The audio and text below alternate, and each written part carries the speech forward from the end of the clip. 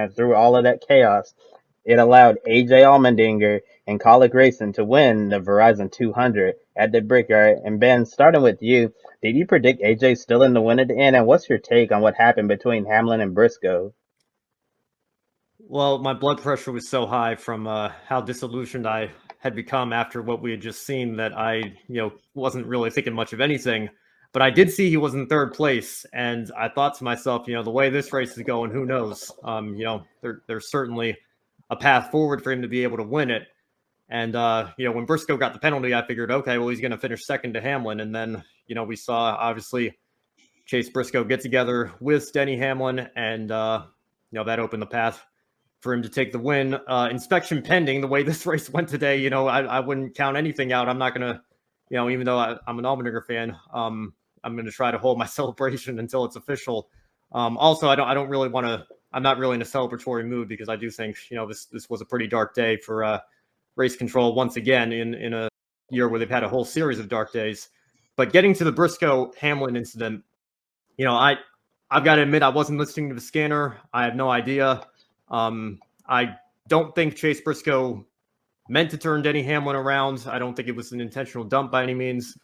But I do find it kind of hard to believe that Denny Hamlin knew that he had a penalty coming, but Briscoe himself didn't. So, I don't know if it's just heat of the moment in their post-race interviews. Briscoe's trying to defend himself, or if, he had radio issues or what, but it's not a great look. It reminded, I think I even saw somebody on Twitter bring this up. It reminded me of the Robbie Gordon, Marcus Ambrose incident at Montreal in 2007 in the Busch Series, when Robbie Gordon restarted much further up than he was supposed to, out of position, and totally punted Marcus Ambrose out of the lead, and Kevin Harvick went on to win the race. It's pretty much exactly what happened today in the Cup Series. So, I think NASCAR is going to have to take a look at this because, it's not a good look for somebody who has a penalty who is no longer going to be scored where he's running on the racetrack to impact who ends up winning the race. That being said, I do want to be fair to Chase Briscoe. I don't know for sure what he knew or what he didn't know in that situation, but it certainly isn't a good look, and it'll be interesting to see what NASCAR does when they take a look at it. Now it's time for our grid, one shining moment of the weekend. Well, the easy answer is AJ Allmendinger for Colleague Racing, and I believe it is the first win in the charter era in the NASCAR Cup Series for somebody, and I'm right there with you, Amber, with your one shining moment as well. First win in the Cup Series for a non-chartered team since the charter system came into effect in the 2016 season. And I want to remind everybody, Colleague didn't just purchase one, but they purchased two charters for next year with the next-gen car in 2022. We know Justin Haley will be driving one of them.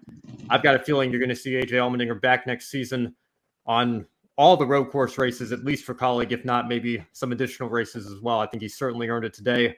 A great drive for him and a great moment for a young team in the Cup Series and a young team in general. I think people forget, just how young Colleague Racing is compared to the big teams that they're going up against, not just in the Cup Series, but the Xfinity Series as well.